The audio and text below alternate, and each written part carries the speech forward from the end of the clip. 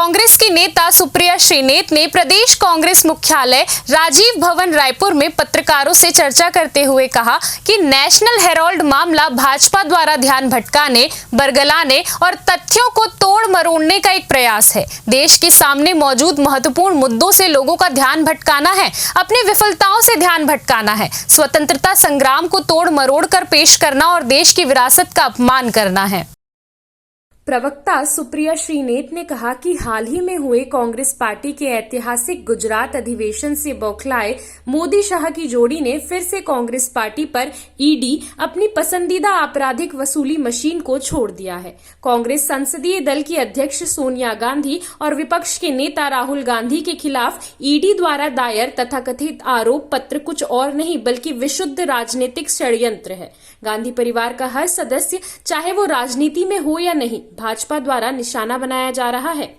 विडंबना ये है कि पहली बार मनी लॉन्ड्रिंग के आरोप ऐसे मामले में लगाए जा रहे हैं जिसमें एक भी पैसा या संपत्ति हस्तांतरित नहीं की गई है। बैलेंस शीट को कर्ज मुक्त बनाने के लिए कर्ज को इक्विटी में बदला जाता है। ये एक आम प्रथा है और पूरी तरह से कानूनी है। जब पैसा ही नहीं है तो लॉन्ड्रिंग कहाँ है? ये एक षड्यंत्रकारी राजनीतिक ठगी है। मोदी सरकार ने ईडी को अपना इलेक्शन डिपार्टमेंट बना लिया है और बेशर्मी से और बार बार प्रतिशोध के लिए इसका दुरुपयोग कर रही है। ईडी के मामलों में सजा की दर सिर्फ 1% है। इसके अलावा ईडी ने जो राजनीतिक मामले दर्ज किए हैं उनमें से 98% मामले सत्ताधारी पार्टी के राजनीतिक प्रतिद्वंदियों के खिलाफ हैं। पूरे देश में कई शहरों में हो रही पत्रकार वार्ता में से एक है और ये पत्रकार वार्ता करना अनिवार्य है। और अनिवार्य इसलिए है क्योंकि झूठ बहुत दमखम से बोला जा रहा है और इसीलिए सच को भी उतनी हुंकार भरकर बोलना पड़ेगा, अन्यथा झूठ के प्रोपेगेंडा में, झूठ के नैरेटिव में कहीं ना कहीं सच दब जाता है, छुप जाता है।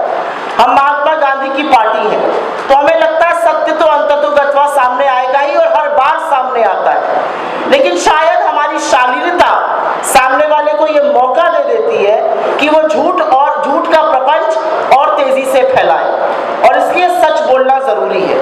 सर्वप्रथम मैं यहाँ पर नेशनल हेराल्ड में जो चार्जशीट फाइल करी गई है, जो पूरा फर्जीवाड़ा है, जो पूरा बोगस केस है, उसके बारे में आपसे चर्चा करने आई हूँ। लेकिन सर्वप्रथम एक टिप्पणी मैं देश के मौजूदा हालात पर और जिस तरह से एजेंसियों का दुरुपयोग किया जा रहा है उस पर जरूर करना चाहती हूँ। आज इस देश में हालात ये है कि एनफोर्समेंट डायरेक्टरेट को बच्चा बच्चा इलेक्शन डिपार्टमेंट बीजेपी का बताता है। आज हालात ये है कि सीबीआई और इनकम टैक्स की साख डूब चुकी है। आज हालात ये है कि जिसके खिलाफ ईडी एक्शन लेती है उसको लगता है मैं सच की सही लड़ाई लड़ रहा हूं, अन्यथा बीजेपी मेरे खिलाफ एक्शन नहीं लेती। एजेंसीज का लगातार दुरुपयोग हो रहा है, पिछले 11 सालों में हो रहा है। 95% जो केसेस ईडी के हैं वो इस देश के विपक्ष के खिलाफ है और उन लोगों के खिलाफ है जो दमखम के साथ आंख में आंख डालकर भारतीय जनता पार्टी से, नरेंद्र मोदी की विफलताओं को उजागर करते हैं, उनसे लड़ते हैं। तो सर्वप्रथम मैं थोड़ी सी, क्योंकि भ्रांतियां फैलाई गई हैं, उस पर चर्चा करना अनिवार्य समझती हूं और आपके सामने कुछ तथ्य रखना चाहती हूं। एजेएल क्या है, यंग इंडियन क्या है, उसमें सोनिया जी और राहुल जी का रोल क्या है, क्या केस है, यह बताना जरूरी है। तो अगले 5-6 मिनट मैं आपसे अपेक्षा करती हूं कि अगर आप मेरी बात थोड़े ध्यान से सुने तो अपने आप थोड़ी भ्रांतियां खत्म हो जाएंगी। इस देश की जंगे आजादी के दौरान जब अखबारों पर जबरदस्त अत्याचार हो रहा था या वो ब्रिटानिया हुकूमत के प्रभाव में थे, तब हिंदुस्तान की सबसे मुखर आवाज बनने का काम नेशनल हेराल्ड और नवजीवन जैसे अखबारों ने किया। नेशनल हेराल्ड और नवजीवन अखबारों को चलाने की प्रेरणा महात्मा गांधी, रफी अहमद किदवई, पुरुषोत्तम दास टंडन, सरदार पटेल जैसे लोगों से मिली और पंडित नेहरू ने एसोसिएटेड जर्नल्स लिमिटेड नामक एक कंपनी की स्थापना की 1937 में, जो नवजीवन और नेशनल हेराल्ड और कौमी आवाज जैसे अखबार छापता था। असलियत यह है कि ब्रिटिश हुकूमत भी नेशनल हेराल्ड से उतना ही चिढ़ती थी जितना मोदी जी चिढ़ते हैं।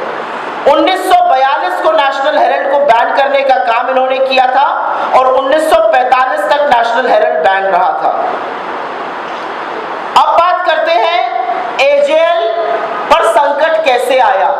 एसोसिएटेड जर्नल्स लिमिटेड, जिसकी स्थापना आजादी के महानायकों ने की थी, क्योंकि ये एक नॉट फॉर प्रॉफिट पेपर था और ब्रिटिश हुकूमत से लड़ रहा था, जाहिर है ये फाइनेंशियल क्राइसिस से गुजरा। इसके ऊपर लगातार डेट बर्डन, जिसको कि कर्जा कहते हैं, वो बढ़ता गया और एक वक्त ऐसा आया कि नेशनल हेराल्ड का छपना टेम्परेरी बंद हो गया। नेशनल हेराल्ड कर्ज में डूबा और तब कांग्रेस पार्टी ने, और ये बात ध्यान से सुनिए क्योंकि यहां पर झूठ नंबर 1 बोला जाता है, तब कांग्रेस पार्टी ने नेशनल हेराल्ड की कंपनी एसोसिएटेड जर्नल्स लिमिटेड को 90 करोड़ का लोन दिया। ये लोन एक साथ नहीं दिया गया, ये लोन 100 बैंक ट्रांजैक्शन और चेक के माध्यम से दिया गया। इसका सारा ब्यौरा, इसका स्टेटमेंट हमारे जो पार्टी का स्टेटमेंट है उसमें है, जो पीपल्स ऑफ रिप्रेजेंटेशन एक्ट के अंतर्गत हम हर साल इसी को देते हैं। ये लोन 90 करोड़ का था, 100 बैंक ट्रांजैक्शंस और चेक के माध्यम से दिया गया। लेकिन क्योंकि एजेएल पर बहुत ज्यादा कर्ज था, और इस लोन का क्या उपयोग हुआ, इस लोन से एजेएल के जो कर्मचारी थे उनको वीआरएस का पैसा, उनका प्रोविडेंट फंड, उनकी ग्रेच्युटी, उनकी रुकी हुई सैलरी, इलेक्ट्रिसिटी बिल इत्यादि पे किए गए। लेकिन कोई भी कंपनी, और आप में से जो थोड़ा बहुत आर्थिक जगत से संबंध रखते हैं, कोई भी कंपनी अगर कर्ज के तले दबी हुई है तो वो नहीं चल सकती है। लेकिन उसको बोलने से पहले मैं आपको पहला झूठ बता देती हूँ। पहला झूठ ये बोलते हैं कांग्रेस पार्टी पैसा कैसे दे सकती है। ये मामला 2012 में पूरी इलेक्शन कमीशन की बेंच के पास गया और पूरी इलेक्शन कमीशन की बेंच ने रूल किया कि कांग्रेस पार्टी ये लोन दे सकती है, इसमें किसी नियम और कानून का उल्लंघन नहीं हुआ है। This is an order from the complete bench of the election commission. ये पहला झूठ यहीं पर ध्वस्त होता है क्योंकि झूठ ये जोर से बोला जाता है। खैर, इस कर्ज को, 90 करोड़ के कर्ज को कर्मचारियों को देने में, बिल चुकाने में इस्तेमाल किया गया। लेकिन क्योंकि कंपनी पर कर्ज इतना ज्यादा था, वो ऑपरेशन नहीं कर सकती थी। इस समय एजेएल के 760 शेयर होल्डर थे, 760 शेयर होल्डर्स।